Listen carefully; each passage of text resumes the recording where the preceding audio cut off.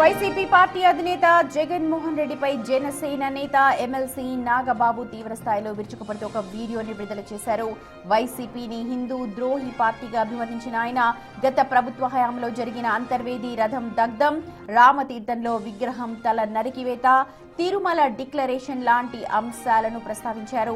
తాను ఒక గర్వించదగ్గ సనాతన హిందువునని, అందుకే ఎమ్మెల్సీగా తన మొదటి రోజే అర్చకుల సమస్యలపై గళమెత్తానంటూ నాగబాబు చెప్పుకొచ్చారు.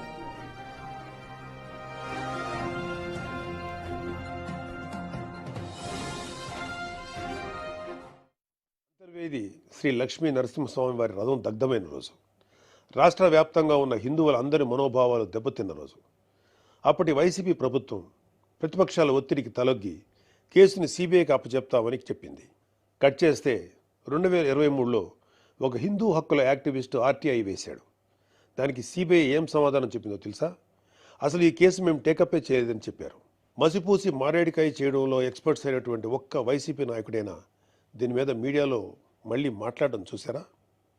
అయినా వీళ్ళకి అవతల వాళ్ళ పర్సనల్ జీవితాల మీద ఉన్న ఇంట్రెస్ట్ మన హిందూ దేవాలయాల మీద ఎక్కడ ఉంటుంది? డిసెంబర్ 2020 రామతీర్థం రాముడు మనకు ఒక దైవం, మహావిష్ణువు అవతారం మాత్రమే కాదు, అంతకు మించి ఈ దేశం తాలూకు ఆస్తిత్వం రామకథలో ఉంది. ఒక మనిషి ధార్మికంగా ఎలా బ్రతకాలో రామాయణం చెప్తుంది. రామాయణంలో మారీచుడు చెప్తాడు, రామో విగ్రహవాన్ ధర్మ సాధు సత్య పరాక్రమ అని. ఈ భూమి మీద రాశీభూతమైన ధర్మమే శ్రీరాముడిని నమ్మే జాతి మనది. అలాంటి రాముడి శిరస్సును నరికినా పట్టించుకోని ప్రభుత్వం వైసీపీ ప్రభుత్వం.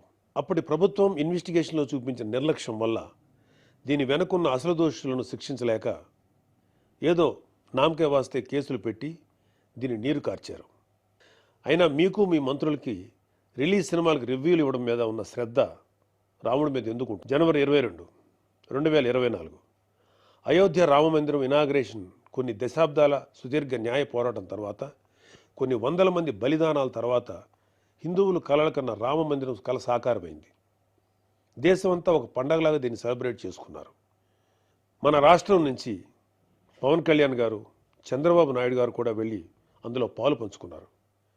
కానీ ఈరోజు హిందువుల మీద ఎక్కడ లేని ప్రేమ వలకపోస్తున్న వైసీపీ నాయకుడు గారు కనీసం ఫార్మాలిటీకైనా ఒక ట్వీట్ కానీ ఒక వీడియో బయట కానీ పెట్టారా? పోనీ మీ స్టాండ్ ఏంటో ఓపెన్గా ప్రజలకు చెప్పే దమ్ము అయినా మీకుందా? మీకు వ్యతిరేకించే ధైర్యం లేదు, అలా అని అభినందించే సంస్కారం అంతకంటే లేదు. వెరసి మీ మనసులో హిందువుల మీద కుళ్ళు కుతంత్రాలు తప్ప ఇంకేమీ లేవు. ఆ కలియుగ దైవమైన వెంకటేశ్వర స్వామివారి దర్శనం ఏడాదికి ఒకసారైనా చేసుకోవాలని ఒక సామాన్య భక్తుడు నెల నెలా డబ్బులు కూడబెట్టుకుని మరి ఆయన చూడడానికి కొండ మీదకు వెళ్తాడు. అలాంటి కొండ మీద అకామిడేషన్ ఛార్జీలు మీరు ఒక్కసారిగా ఎలా పెంచుతారు? నందకం, పాంచజన్యం, కౌస్తుభం, ఒకలామాత గెస్ట్ హౌసుల్లో 500కి దొరికే రూమ్ని 1000కి ఎలా పెంచారు? నారాయణగిరి గెస్ట్ హౌస్లో 1700 రూపాయలు చేశారు. ఇది సామాన్యుణ్ణి భగవంతుడికి దూరం చేసే ప్రయత్నం కదా? నువ్వు ఎవరిని, అదే ఏం మాఫియాని సంతోషపెట్టడానికి ఇది చేసావో అర్థం కారంత అమాయకులు అనుకుంటున్నావా ప్రజలు?